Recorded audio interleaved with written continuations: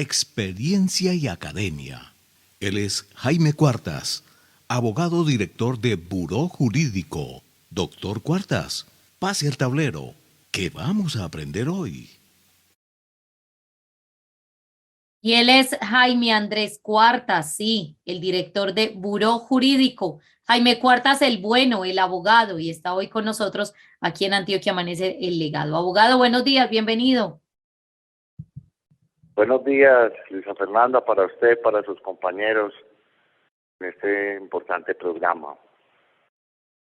Quiero iniciar preguntándole, abogado, precisamente por esa información que se conoció del Consejo Nacional Electoral, pues que se estudia precisamente una ponencia en la cual se decide abrir cargos contra los promotores de la revocatoria contra el alcalde de la ciudad, Daniel Quintero. ¿Qué lectura se puede hacer a esta situación y qué consecuencias puede tener entonces la misma decisión?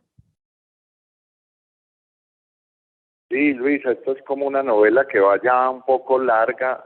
Yo estaba recordando ayer, con todo esto que viene pasando, las advertencias del profesor David Suárez Tamayo cuando se inició todo esto, que dijo que sacar adelante esa revocatoria es muy difícil y podrían generar de pronto falsas expectativas en la ciudadanía porque es un camino complejo de recorrer y parece que no terminan sus promotores de entender esto, que eso tiene unos tiempos muy complicados y a veces pues por actuaciones que digamos pueden ser normales del Consejo Electoral, se adelantan a descalificar a las personas, a inclusive pues acusarlos de estar prevaricando, y esto es además una muy mala estrategia, creo yo, frente a las personas que tienen que decidir, eh, con la providencia que está proyectada, eh,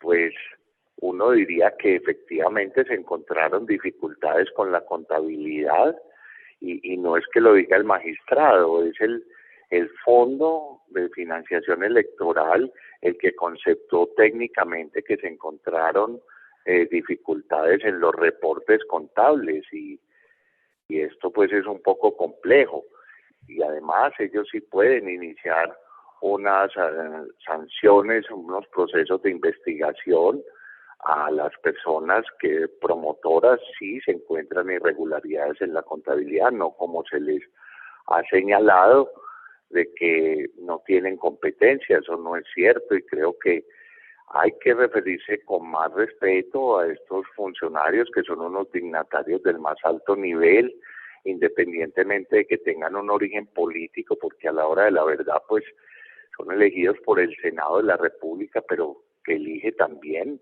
incluso los magistrados de la Corte Constitucional. Entonces creo que esto se ha conducido muy mal y pues ahí se van viendo los resultados que hoy no hay certidumbre de que esa revocatoria vaya a ser objeto de votación. 7 de la mañana, 1 minuto, estamos con Jaime Andrés Cuartas, él es el director de Buró Jurídico, cuando volvemos a Colmundo Radio a través de los 1440 AM.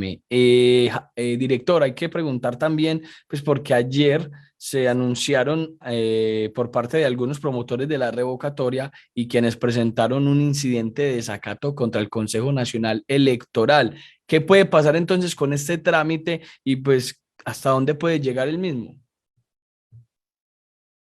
Sí, muy importante su pregunta, Juan Pablo. Mire, ahí hay que analizar una cosa que de pronto es un poco inédita en nuestra tradición jurídica o en las actuaciones recientes de la justicia con estos temas. Es que los magistrados del Consejo Nacional Electoral, de acuerdo con el artículo 264 de la Constitución Política, tienen las mismas calidades y derechos de los magistrados de la Corte Suprema de Justicia. Y esto, en mi criterio, implicaría que muy probablemente no tenga ninguna competencia el Tribunal Superior de Medellín, Sala Civil, para adelantar ese desacato o para tomar decisiones sancionatorias contra los magistrados de ese tribunal. Y yendo más allá, hay que esperar qué dirá la Corte Suprema de Justicia en la apelación de esa tutela que ordenó un pronunciamiento sobre la certificación de las cuentas contables de los promotores de la revocatoria, porque a mi modo de ver puede haber ahí temas de competencia e incluso en el contenido mismo de la orden, repito, por la naturaleza de la entidad contra la cual se accionó, que hace parte de la organización electoral, que es un órgano del poder público con total independencia de los demás órganos del poder. Eso hay que leerlo con más cuidado. Adicionalmente, decir que los desacatos en los últimos tiempos fundamentalmente se han traducido en multas pecuniarias, en dinerarias, en salarios mínimos, no en arrestos, ni que eso vaya a dar lugar a destituir a los magistrados, de manera que, como se plantea, que es una reacción a la decisión que se está queriendo tomar, que la contadora inicia el desacato como si ya con eso fuera a dar un golpe de mano contra el Consejo Electoral, eso puede no ser un elemento muy intimidatorio para esos magistrados, porque a lo sumo podría haber una sanción.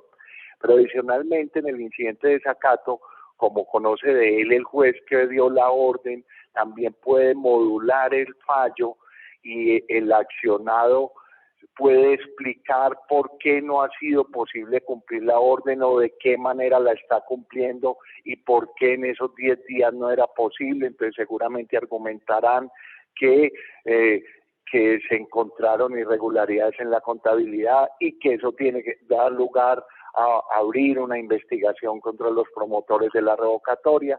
En fin, habrán muchas razones.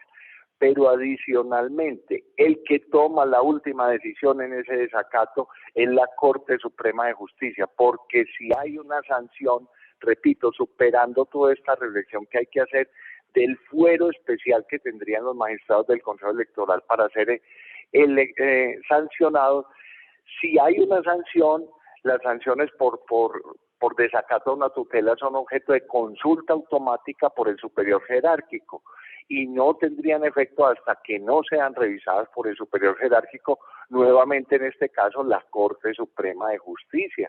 Entonces es la Corte Suprema de Justicia la que tendrá la última palabra en esto, y en tiempos que pueden superar el mes de junio, que como sabemos es el límite para que de manera efectiva se pueda llamar a votar la revocatoria, de manera que esto sigue no luciendo muy bien para los promotores y repito, la certidumbre de que pueda haber esa votación cada vez se está viendo más desdibujada.